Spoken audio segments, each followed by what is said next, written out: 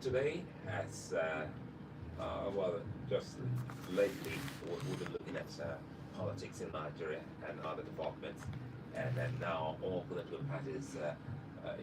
If you know what they call the last minute rush, you understand. And in all of this, the People's Democratic Party was the first to unveil its vice presidential candidate. By now, you already know it's the governor of Delta State, Okowa. And of course, we'll be asking how strategic and formidable that candidacy will be, talking about Atiku Okowa candidate, and also look at the move towards that particular election as stakeholders. They're all out to win and actually back on the saddle. Joining me to look at this is Dr. Atiku. He's a PDP chieftain and also the convener of Reset Lagos. Good to have you on the show. Good to be here. Let's start by talking about Reset Lagos. The word, reset Lagos.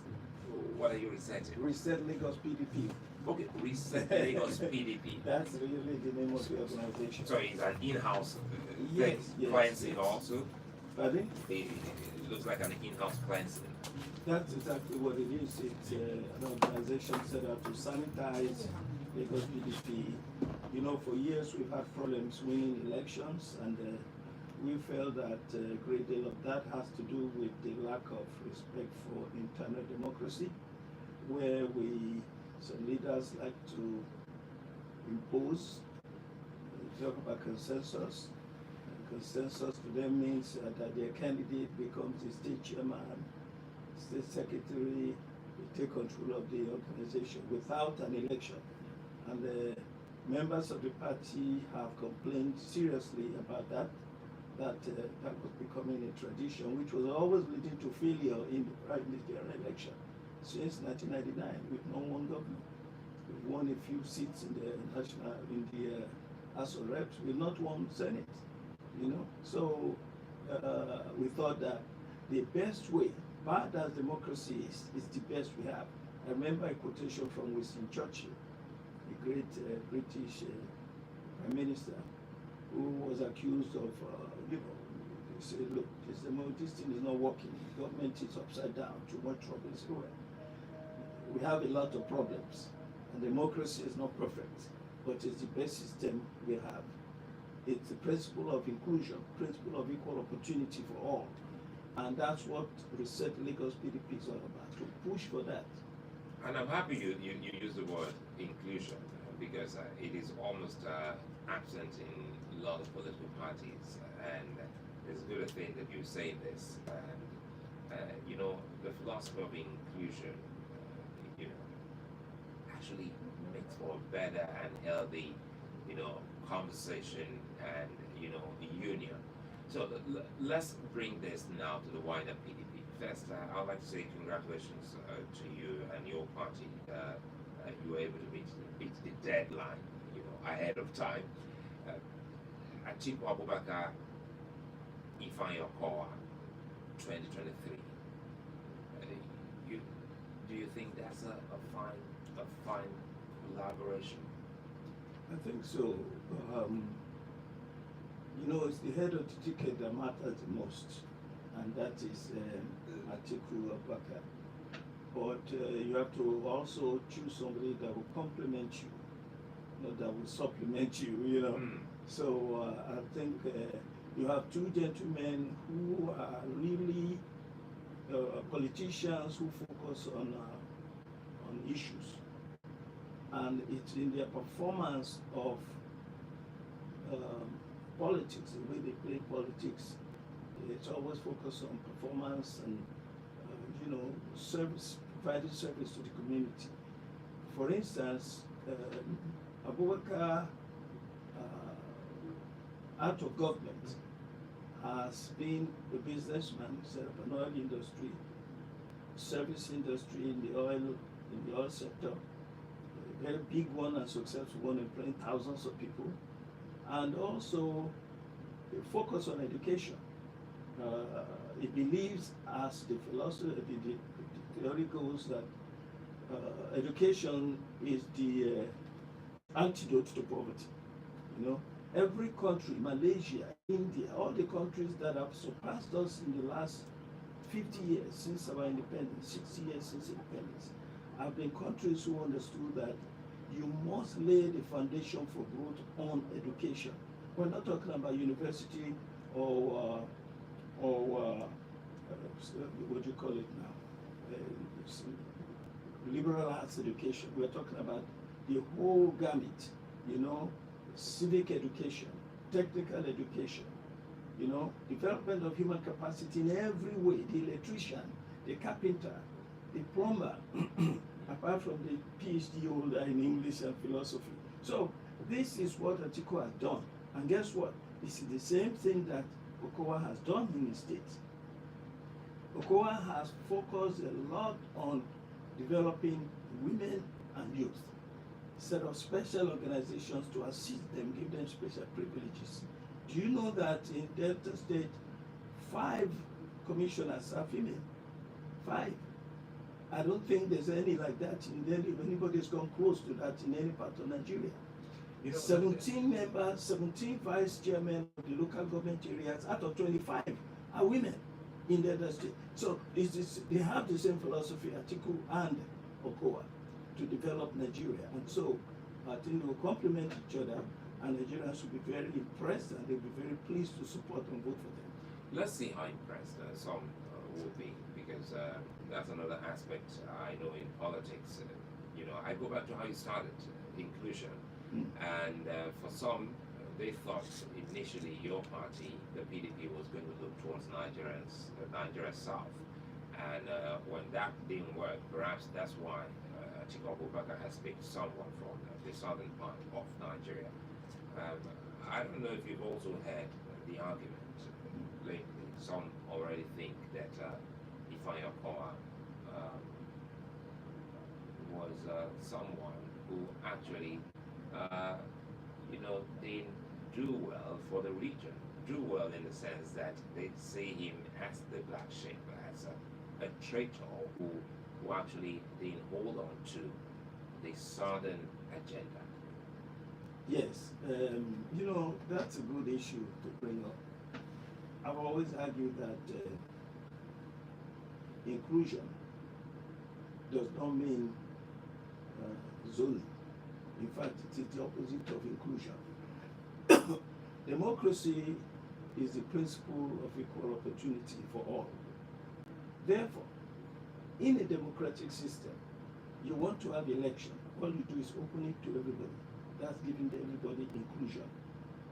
When you do that, look at what happens. Let me suggest this to you. Think about this. If the APC had said that they're going to zone this thing, you know, they couldn't zone at the end of it. They had to leave it open because it's just so undemocratic. If you say you're zoning it to the southwest, then Lawan, all the other people who wanted to run in the party will say, oh, you are zoning it, you want Ashwaju to be the president. That's in the APC, because he's going to win if he's zoned to the south. By leaving it open, allowing Ashwaju to contest, you know, some people say they should disqualify him, and so there would have been chaos in this country. The APC would have broken apart. Maybe there would be civil war in the world. Everybody would be fighting everybody. Is that serious? That it was that serious, of course. Tension everywhere. You should notice that there was a lot of tension when Tinubu eventually came out and said, "Look, I have to contest, and you should vote for me because I deserve it." But look, it was inclusion. Igbos were there, Northerners were there, everybody was there. He beat them. Simple as that. Now you cannot say it was owned to him, it was given to him. This is the problem with people like Peter Obi, in my opinion. You know, our southern politicians are so lazy, they are so short-sighted, they are so cowardly. So in other words, sorry to cut you here, Dr. Pierce. In other words, Peter Obi should have stayed back in the PDP and you know wrestle it with other candidates. If he contested There are people there who would have given him votes. If he didn't win and came out second or third, you would have seen how popular he would be. He ran away from the process. This is the problem with these people. When PDP said they couldn't zone, they formed a 30-man committee to look at the issue of zoning. They come up and said, look, this thing doesn't make sense. There's no need to zone this. Let everybody come and contest. So everybody came. They came from the south, from the southeast, from the southwest. They contested against Atiku. Atiku managed to win. We did not give it to the north. We did not give it to Atiku. Atiku won through a democratic process. That is the inclusion that we're talking about. But as things are in Nigeria today, if it had not been for that inclusion in the PDP and in the APC, there would have been chaos in this country. We will not have election in 2023. Think about it. Some people wanted Buhari to support a northern candidate. He said, the governors went to him and said, these northern governors went to him and said, look, that will be the end of Nigeria. You zoning it, come on. Let everybody come and contest. If the northern one wins, so be it. You cannot challenge a democratic process. That is the only thing you cannot challenge. If you and I, you say you are faster than me, you are better than me, how do I know? I would say I'm better than you too. The only way to know is to contest democratically. Let us go to the field, as we say in politics. Let's go. Atiku went to the field and defeated them. That is the way it should be. It looks so simple, yet a bit clumsy, the way you have just analyzed it, because it's about the context, it's about interest. And perhaps you thought that Peter Obi should have actually stayed back and go all out to contest, and perhaps maybe he would have actually been picked or chosen as a running mate to Atiku if he didn't get a ticket. But isn't there some internal mechanism? Because again, I go back to internal democracy, which you also mentioned. Sure. To listen to grievances of some members, as and then decide on what? And then decide to see how they can actually talk things over. The way you analyze it now, I'm quite sure there are some people who will listen and say, well, wait a minute, Dr. Pierce just made a point here. I don't think I should leave. Let's soldier on. Look, let me tell you something that's happened to Peter Obi now. And if Igbo people are not careful, and they say, oh, we are going to vote for Peter Obi because he's Igbo. Come on. On what principle? And Peter Obi himself, look at what he has done. It's typical of southern politicians. And boy, they are an embarrassment. You leave a party that has structure, that has a name, where you have invested time, energy, and money for years, and you go to a party within less than 6 months that has no structure. He's only talking. He's only trying to make a point. He's not trying to win this election. He cannot win this election the way he has gone. If he had left 2 years before to Labour, to build Labour Party, give it proper structure, look for funding to make sure that you are able to run a serious election, by now, we would have had a party that everybody can consider. You said look for funding. So money is a decider here. Have you ever seen a political party in any country where money is not needed? You see the way they raise money in America to run elections. In China, they give them money to run elections. In a capitalist system, you raise the money to run elections. So it is not giving people money to vote I'm talking about. It is the money you need to build your party. You think in the United States we don't pay agents? We don't pay agents the way we do here, but when we are going to collect signatures to get on the ballot, we recruit young people from the university and we give them money per signature. I went through that before myself in the United States. I'm telling you, a lot of people say this and that. If you look at it analytically, look at it realistically, you learn a lot. Look, when people said zone to the south, east, imagine if PDP and say we are zoning, then everybody else will say, so we are not part of this country. What? We have never zoned to the north, by the way. When people say, oh, it's the turn of this, it's the turn of that, it's never been anybody's turn. It's never been anybody's turn. People contest for it. You see, a lot of people. It's never been anybody's turn. No. You don't give it to anybody. Say it's their turn. The only time they had something like an arrangement of such was during the Abiola years. Because the Abiola case had torn the country apart. Because Abiola had gone and run and won an election. Okay, maybe you meant 1999. Yes. When Obasanjo came and ran. Exactly. The northern leaders who knew that they had shortchanged the southwest now decided that, look, for peace to reign, let us agree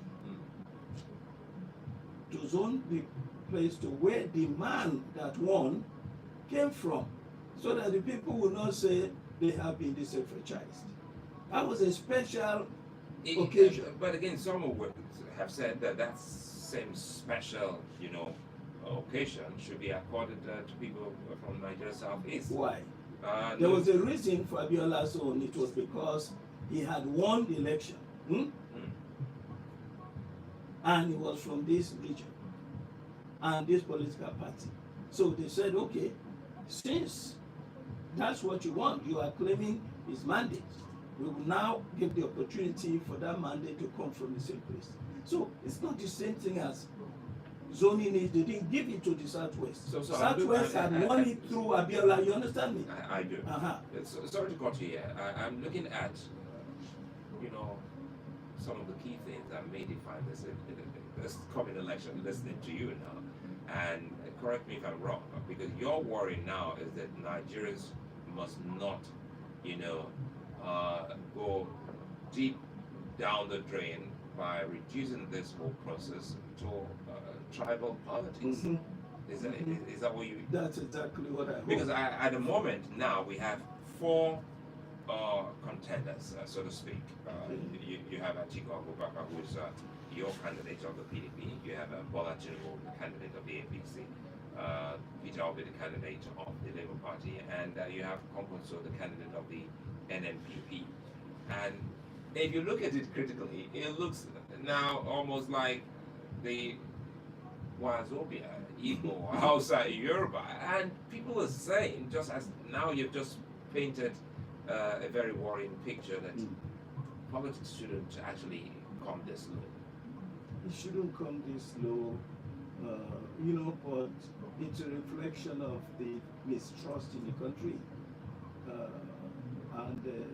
And we are unfortunately at a time when this distrust has gone too far. And Buhari took it too far. Buhari has made Nigeria so suspicious, Nigerians so suspicious of each other, and so distrusting of the Fulani. And so everybody is now looking for himself. Nobody trusts anybody. Unfortunately, this is a time when we have, God is my witness. I've said it again and again to my friends. I said, look, it is unfortunate that Atiku is coming out at this time. Because, frankly, I believe that this is the first time in the history of Nigeria that we have a candidate in a major party who has policy that can actually save Nigeria. Everybody, all the socio-political groups, Afenifari, all of them, and northern groups, everybody has said restructuring is what he says. And Atiku is a specialist in it. He's been talking about it. He's written books on it. He has given lectures everywhere on it since 2012. He's been talking about this. And he understands it. By the way, that's how I met him. Because I've written when I was at University of Lagos, I was writing essays, publishing in newspapers on restructuring. So when I heard him now talk about restructuring, I said, a politician who understands that this is the only way out. You see, because now people, instead of looking at the issue, they're looking at tribe. You know, the people are saying, look, and by the way, think about this. Suleiman, think about this.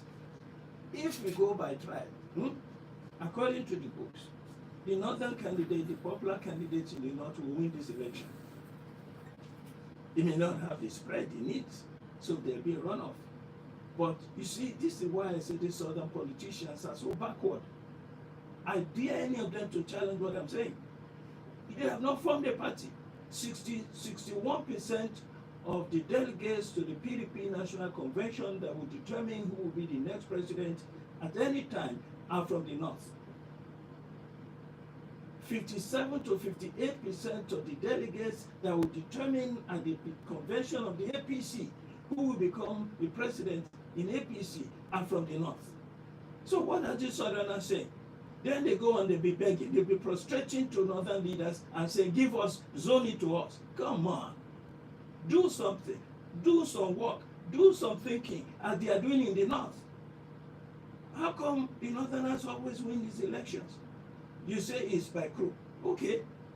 But that's the game. So why can't you crook it too and win? You have not put yourself in a position. Peter B is a good example. No planning, no scheming, no forming of alliance, no inclusion. Where is he going to get votes except from the Igbo community? The way he's going. And maybe 10% of the youth community. Because the youth are always idealistic. You know? And so they're looking at what he's saying. By the way, at another point we're going to talk about all the summations of Peter B and see actually whether they are really true. We have to find out why exactly was he impeached in Anambra State. Not what he's saying, but we're going to find out what really happened. So that these young people don't go and suppose who appears to be this and it's not what it really is. But don't you think, Peter, believing the PDP is a big minus for your party? Because you can see, love him or hate him, there is some sort of movement. There's some sort of, huge following and traction that Peter Obi is gaining by the day. It is a minus for the PDP, but it is a worse minus, a worse problem for the Igbo people. If they say because Peter Obi is Igbo, they're going to vote for him, and they abandoned the PDP where they've labored and invested all these years, just because the man is an Igbo man, then we have a problem. They have a problem worse than the PDP. You see, the PDP will survive. The PDP will survive. There will be some members that will vote for the PDP. But think about what will happen to Igbo people. You're isolating yourselves from the larger community. Politics is about inclusion. It's about forming alliances. The late Alaji Funtua said something. He said the problem with Igbo people is that they are not forming alliances. You cannot look at what these Fulani people do. They come here, they form alliance, they go here, they beg here, they do this, they lobby here. It's the same thing that Atiku has done over the years. Why did Abiola win the national election? For years, the man had been investing in the north, in the east. Not just because he had wives everywhere, but because he was investing. The man was building mosques in the north for years, donating to causes. They were already talking about him. So it doesn't happen overnight. No. It's something you build steadily, Over years. consistently over years. Yes. And for you now say, wait a minute, gentlemen and ladies, I'm interested in running. If you do it impromptu, as some people have done now, you will get some votes, but you will see how little those votes will be. How narrow. What's your alliance in the North Central? What's your alliance in Northeast, in Northwest, in Southwest? How important are these alliances, in winning elections, because some would say you don't win elections on social media. You don't win elections the way people speak on radio or on television. You win elections, from localities, from grassroots down up. So these alliances, is it that it's so absent in some political parties in the country at the moment? Well, Because I'm trying not to look at individuals now, so I'm using the word political parties. well, do you know that, IPAC? IPAC is coalition of political parties. There are about 35 parties. Not one of them has a secretariat anywhere in the country. All of them coming together. Not one of them.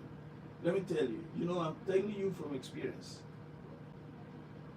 In 2017, 2018, I was one of the people who went with Professor Jerry Gana and Professor Tunde Adeyemo after we lost the national chairmanship election in PDP. And we went to SDP. And actually, I went with them. I must tell you, these are my leaders. And when they were getting into trouble, which they made me get into trouble with PDP because I was spokesperson. I was fighting everybody on their behalf. So when they left, I was alone. I had to go with them.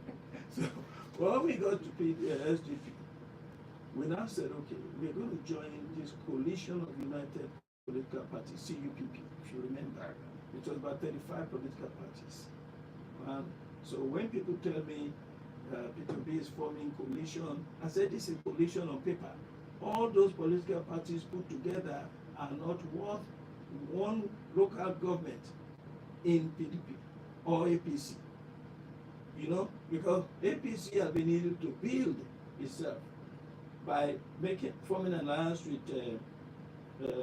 Buhari's party, ACN, and the Buhari's party. They formed that. Those are the two main parties. But other smaller parties joined them at the time. One segment of, one faction of APGA, I believe, joined them at the time. That alliance is what you have now as APC. And has been able to do some sort of, they've been able to expand somewhat. Not like PDP, but they've done well in these few years. That's what we mean by forming an alliance which will lead to strength.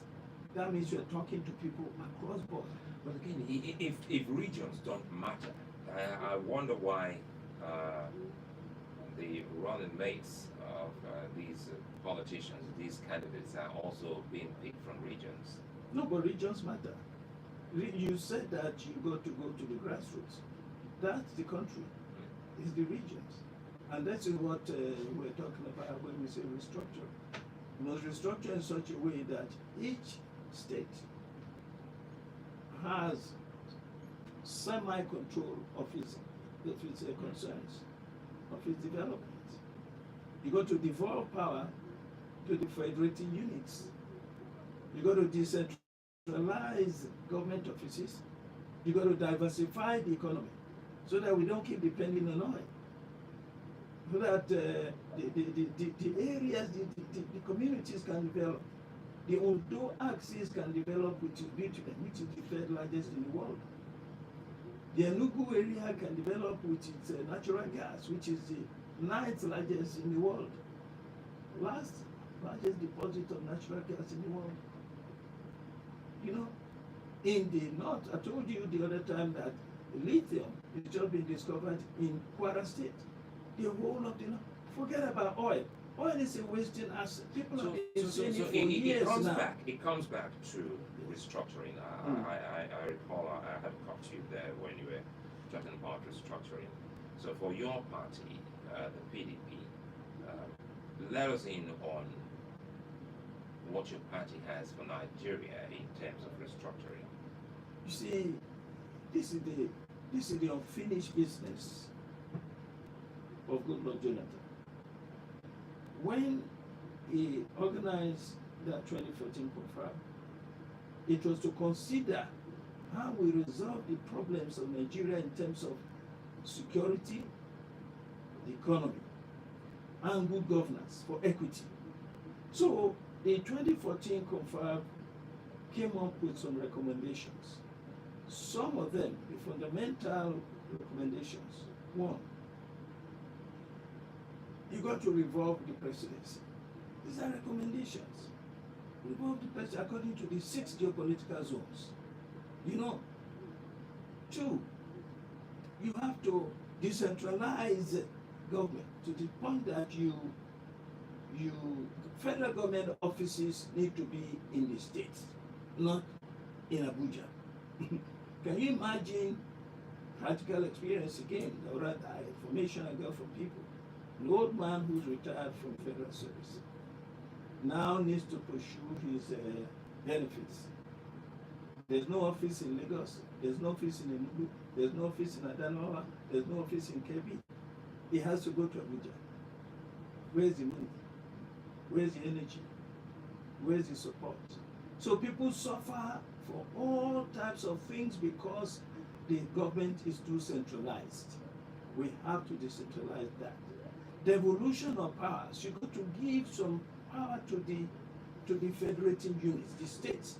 Look at what happened in the United States. Can you imagine if to generate your electricity you have to go to Washington? Imagine for you to get money to do business, to develop your economy in your state, you have to go to Washington. For you to secure your state with your police and your paramilitary, you have to go to Washington. You know, you see, so look, it certainly doesn't look like we're going back, you know, to the past. But one would have thought that these noble ideas, because I see the picture there you're painting, which is very key. You can imagine the good out of Bondo, the good out of Kwara, the good out of every state in Nigeria. But the concern now by Nigerians and all of those you know listening and watching will be, well, the PDP didn't complete this for about 16 years. Very good, very good. Now, let me just say this. I thought you were going to mention that all these novel ideas are not novel, and indeed they're not. This is the way we were in the days leading to independence.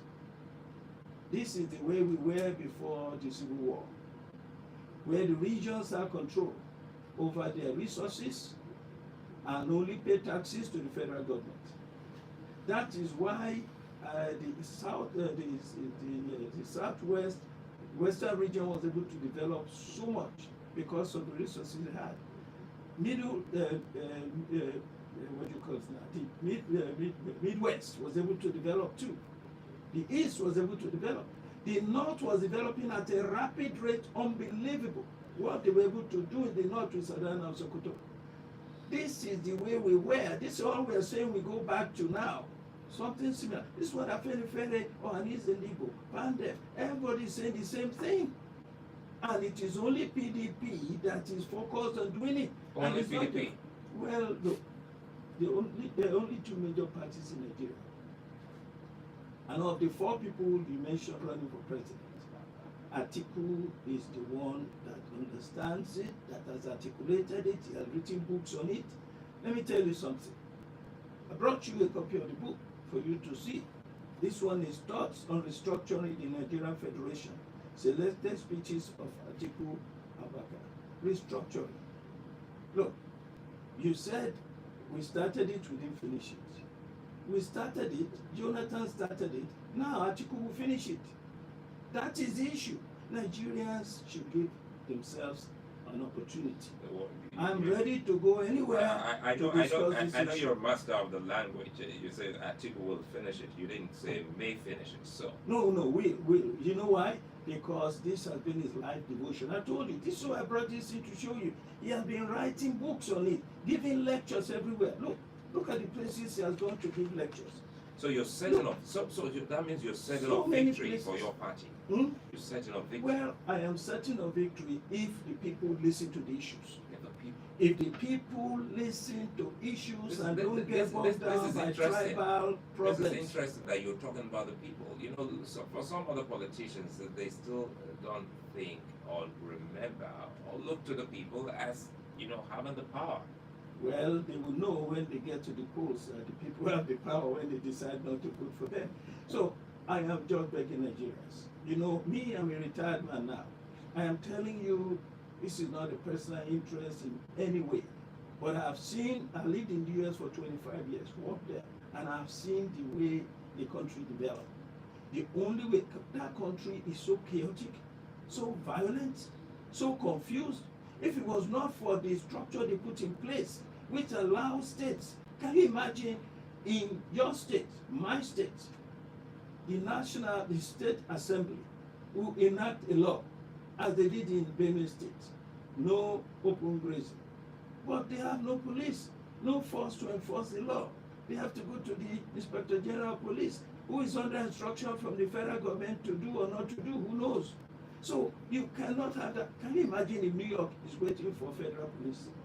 My God, the place will be on fire already. So this is what we're talking about, restructuring, the evolution of powers to the states. Another critical one, where Atiku differs from all the others running, an aspect of restructuring, which is fiscal restructuring. The economy is the backbone of any society. You know, so what we're saying about restructuring the economy is, one, you must allow the states to use the resources in their region to develop their region. A small state like Nevada, doing business with China, they don't even know what they're doing in Washington. Nobody knows. Go there and see the economic development. Something like $60 billion in their business with China alone. Just the way it is. I think in South Carolina. Just one or two products. Can you imagine? But that is because, do you know what lithium will do for the whole of northern Nigeria? Northern Nigeria. This lithium is used to eat. The grade they have found in Kwara State just a few weeks ago is one of the highest in the world. The grade, the quality, the quantity. In fact, up to 50 minerals that can help to develop. We have it in this country.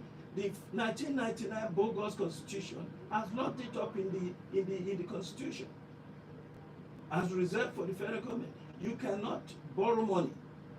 You have to get approval from the federal government to bring investors to your state. Dr. Pierce, the thing here is that we have a lot of messages here. Let's see if we can actually take some of them before I come back to you. And this one here says, love him or hate him, color him bad if you like. Peter Obi was invited but not indicted. Peter Obi's support is beyond tribe and beyond Igbo people. People outside the Igbo tribe also love him. Don't be tribalistic or being critical. What is wrong in a man who emphasized financial inducement of delegates and jumps to where his chance is brighter? Just leave Obi alone and face your regressive party PDP. This is from Yinka. I'll take about 4. A lot of messages coming. I'll take about 4 and I'll let you ride on. And this here says, hello Sulaiman, please ask Dr. Pierce. Atiku was in office for 8 years. What did he do with his fine ideas on restructuring? This is from Ayaba in Yaba, Lagos. And there's the other one here says, this one says, okay, this is from Chukwemeka from Ikorodu. It says, hello, your guest has forgotten that PDP did not fly out from nowhere before they produced Olusegun Obasanjo. You also forgot that Peter Obi started playing politics before he won governor of Anambra, and that anyone has the right to join any party of his choice at any time he or she chooses. I must tell you the truth. The followership Peter Obi has is not tribal. Both peoples, Yorubas and Hausas, are, I don't know, there's some typo there, but I asked to see if some real change. I'm just jumping this. Let's keep it short and simple. So I'll let you react to some of this, and then I'll come back to some of the key concerns on or what we're looking at the moment? Look, the first one about Peter B's popularity Yes. and that he has support everywhere, we shall see. I will not begrudge him if he wins the presidency. We shall see, you said. We shall see. I will not begrudge him if he wins the presidency. I have listened, I've read many things he's written. He's a brilliant man.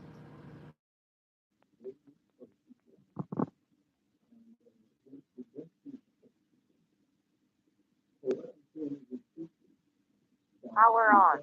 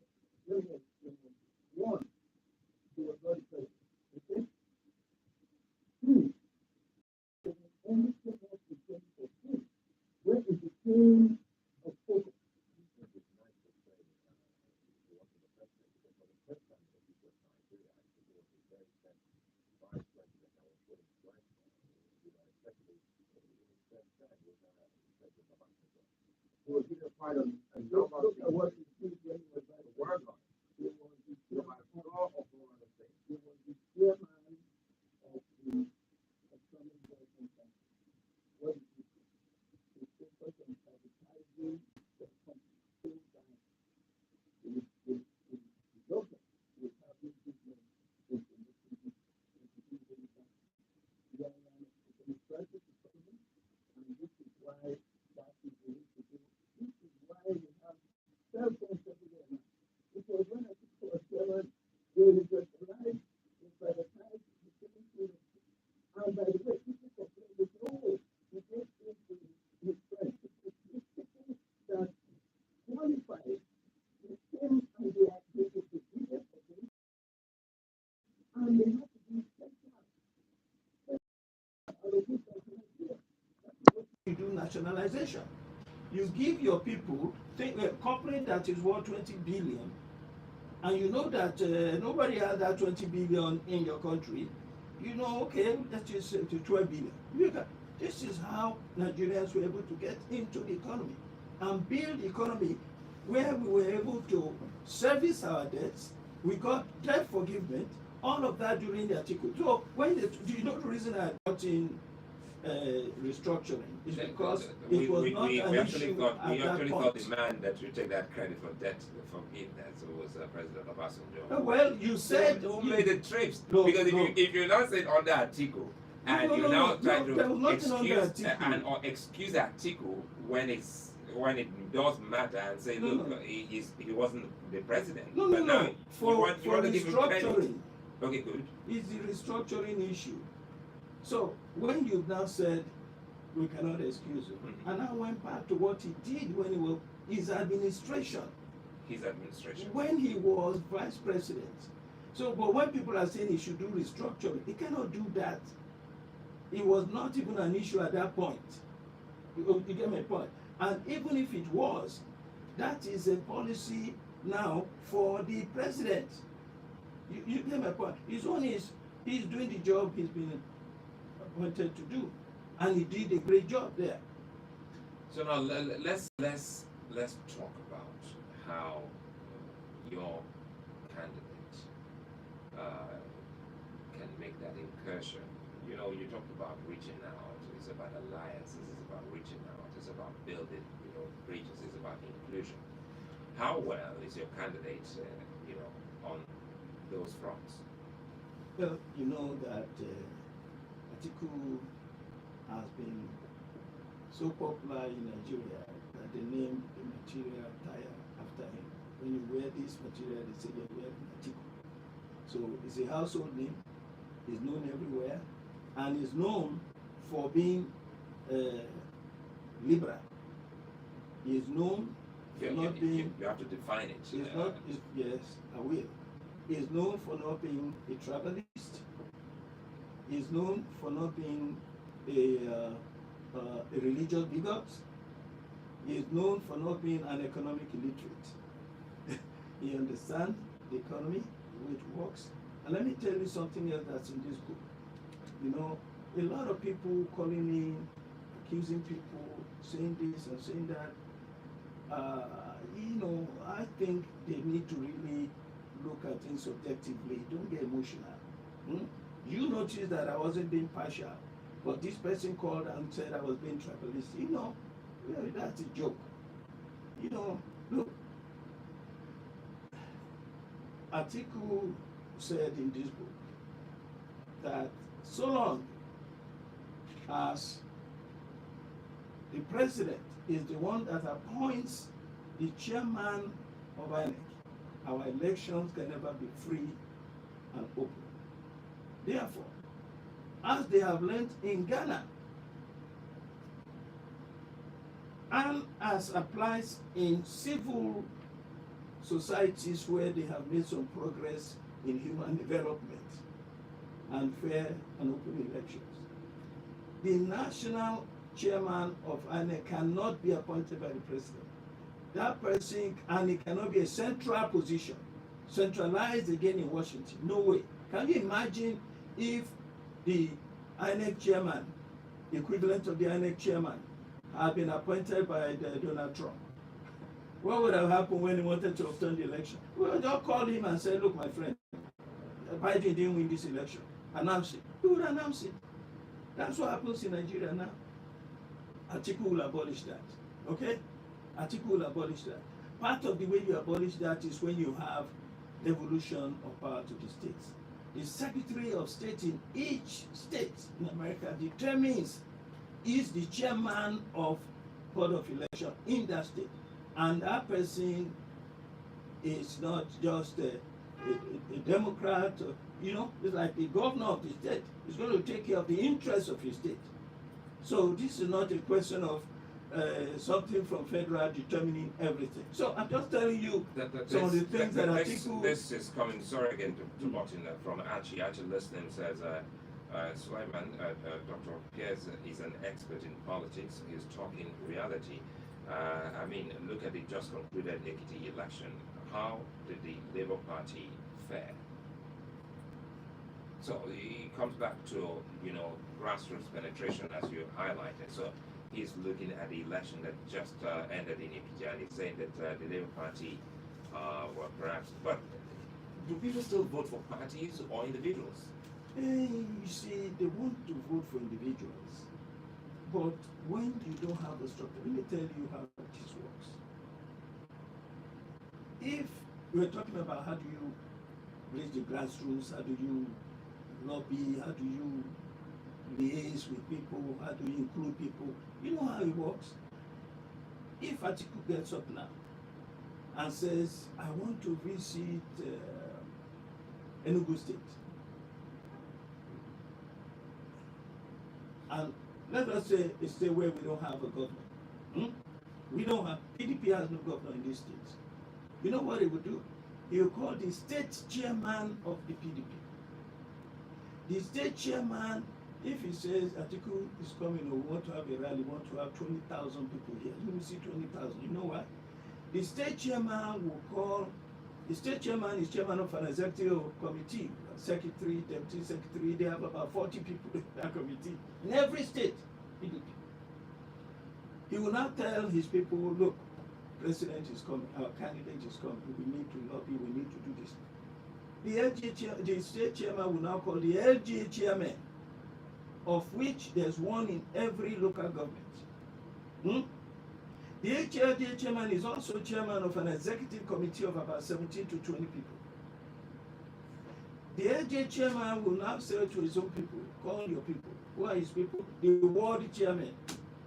In every local government, you have this word. In my own local government, for instance, in Lagos mainland, we have 11 wards in that local government.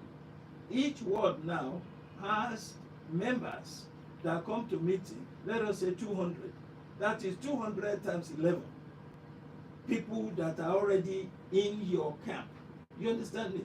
Now, where does Labour Party have that? That's what we mean by structure. You understand me? That's what we mean by structure. And we're talking about every single state in the country. That's what PDP has. And that is where we know that it is very difficult. So in closing,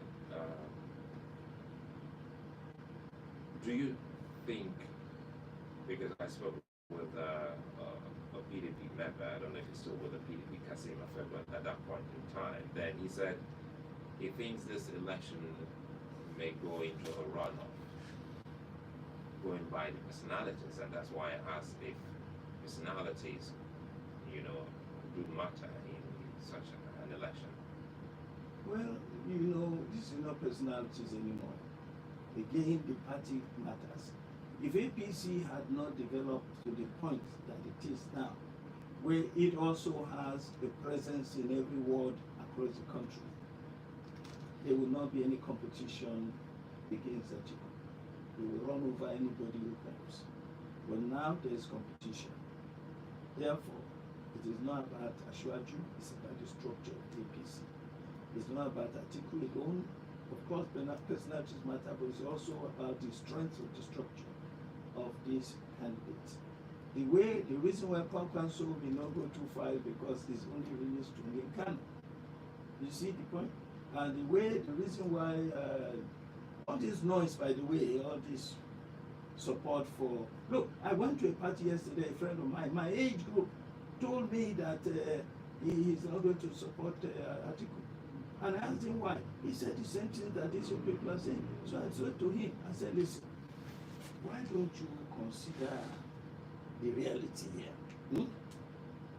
Why doesn't this man build a party before he says he wants to run? You understand? So it's not as if he doesn't have support, but there will be nothing for them to lean on. And this is going on in Lagos. You know, Lagos is so cosmopolitan. Now let's quickly let me round off with Lagos. Talking about now, you've said that that's why you had to get reset Lagos. Reset Lagos PDP. With reset Lagos PDP, do you think the coming elections will be PDP's victory? You mean for president? No.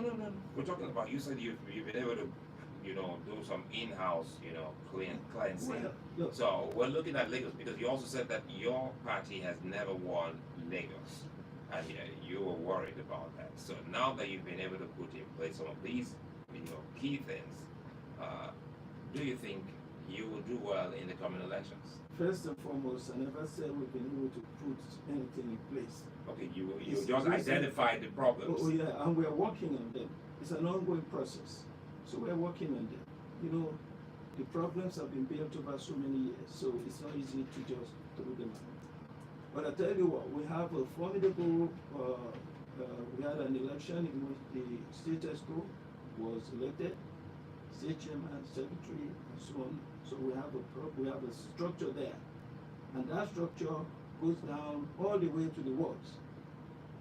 So we have the structure in place, and we have candidates now in place that have the opportunity to win election because the party is ready. And the influence of this presidential candidate, I think, will rub off on us. We are going to work hard. It is very difficult to defeat Tinubu in Lagos, especially with the governors and senators that he has already put in place and so on. But this will be a different election because the APC itself is in disarray. There are about 4 factions in the APC, if not 5. So with that in mind, and with the strength that we are getting, we have a new entrant into the party, one Dr. Jandor, who has brought in a lot of people from APC through his Lagos for Lagos organization to join the PDP. And we think that we have enough alliances now. Well, I think the conversation. Yes, let's see. 2023. I think it's a fine place for us to end it, and I'm hoping that we'll keep this going. 2023 is still, month ahead. I hope to bring you back again. And again, we'll hope to get the APC to come, on the show, on the discourse, to tell us about their journey towards 2023. I'd like to thank Dr. Atiku, who is a public affairs analyst, a PDP stakeholder, and also the convener, Reset Lagos PDP. Thank you for your time. Thanks for having me. I'm Sulaiman, many thanks for listening. Bye-bye. On the discourse, brought to you by MTN. We were designed to such a listening pleasure. People don't want to understand. I understand your analysis, and the truth is that it doesn't matter if I have the, you must have